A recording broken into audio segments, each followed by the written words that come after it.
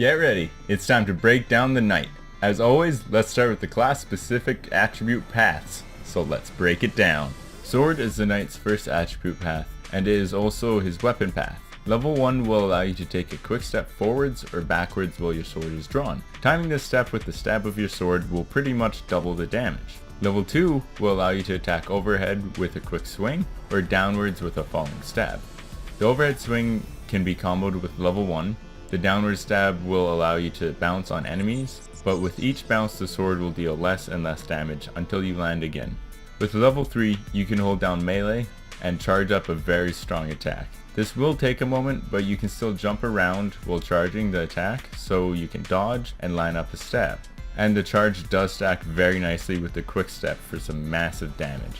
The last level of sword lets you draw your sword much faster, making it almost as fast as a dagger. And since the overhead swing is faster, you can pretty much just spam the overhead swing while moving forward and get mad combos. Now onto the holy attribute path. This one is all about survivability. It's a mix of offense and defense. The first level will negate all fall damage for you. It's simple, but you can get it early.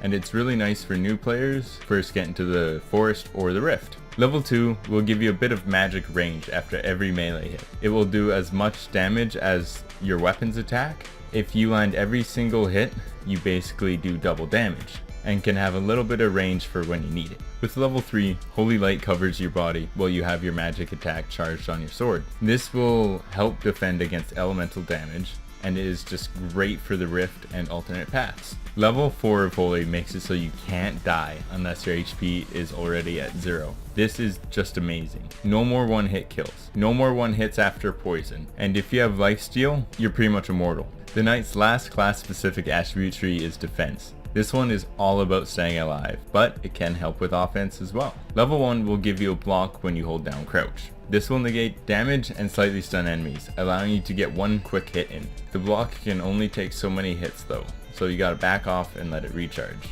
Level 2 is really simple, you just take no knockback.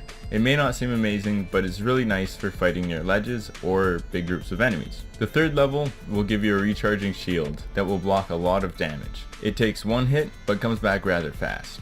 Now level 4 will let you reflect all melee damage with well-timed blocks. This is simply amazing. You can take out a golem with just blocking. The last level in defense will let you auto block some attacks. Sadly, I found this not very effective unless you have high luck, as it does not proc very often. Starting with the knight, I like to go into holy and sword, but if you can't find a good sword, go into defense instead. I always start with the experience background, so that I can get sword 2 or holy 2 early, because those are the big kickers. After that, I start going into defense, so that I can get block combos. I wait on getting holy 3 until I'm closer to the rift, because that's where it's needed the most unless you're doing alternate paths. If I get a good sword, I max out the sword tree first. The knight may be the hardest to use at first. You just have to learn his timing and combos. Just take your time to master his moveset. He is a character that purely gains from a player's skill. In other words, you gotta get good.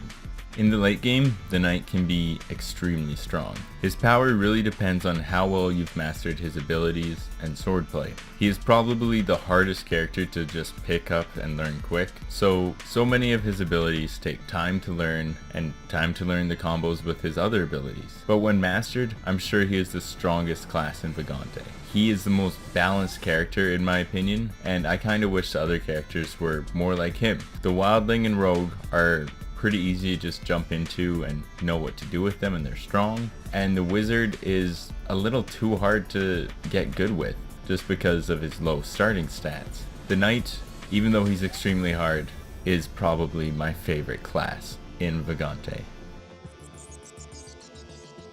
Thank you for watching. Hope you can now see the knight in a new light. Don't forget to comment, like, subscribe, and smash that bell so you can keep up to date on our videos to come.